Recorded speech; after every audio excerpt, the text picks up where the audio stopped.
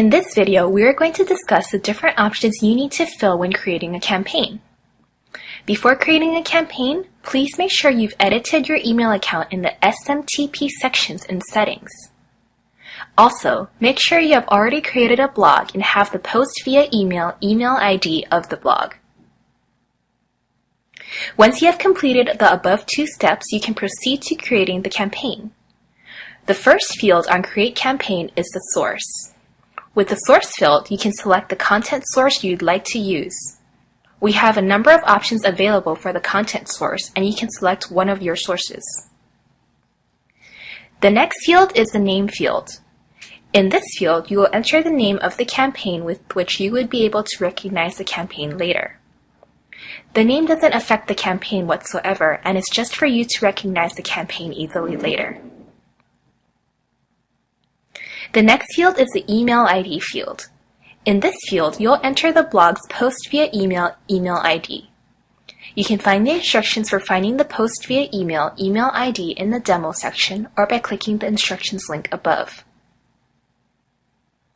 The next field is the Send Mail Using field. In this field, you will select the email ID you entered in the settings section from the drop-down so that emails are sent from that email account. You can find video on how to add your email account in the settings section in the demo section or by clicking the instructions link above. The next field is the Post Per Day field. In this field, you will fill out how many posts you would like to get on your blog per day. The next field is the Keywords field. In this field, you will enter the keywords the content is going to be about. These are the keywords we are going to use to scrape content from the different content sources.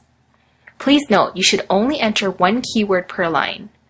Also, make sure you enter the macro niche keyword so that we are easily able to find content for those keywords. The next field is Max Links Per Article field. In this field, you will enter the maximum number of links you would like to display per article using the anchor text section. Please be aware the anchor text section converts all keywords you enter into corresponding links. With this field, you'd be able to limit the maximum number of links added using this feature. The next field is the anchor text section. In this section, you would enter the keywords you'd like to target. In this section, you will add keywords by clicking the Add button. On clicking the Add button, a pop-up would show up in which we would enter the keywords we would like to convert into links and the corresponding URLs.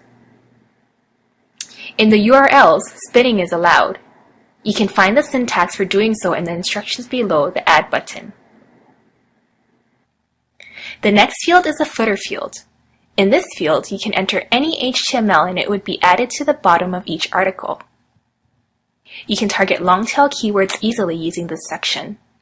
Single-level spinning is allowed in this section, and you can find the format of spinning on the right-hand side of the footer input box.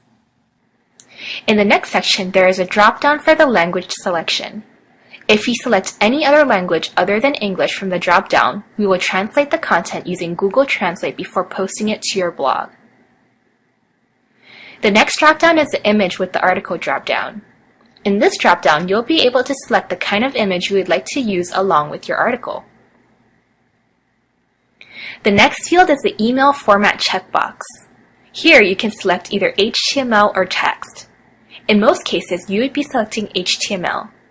Text format is only required for Tumblr and LiveJournal. If you leave this field unselected, the default would be HTML. The last field is the spinning option. In this field, you can select if you'd like to spin the content using the Best Spinner or Our Spinner, which has been named Pro Spinner in the options. If you're using the Best Spinner, you need to enter the Best Spinner's login details in the settings section.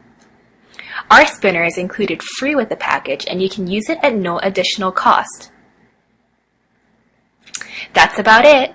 Once you have filled all the fields, you'd click the Save button and that's it. Your campaign will be created.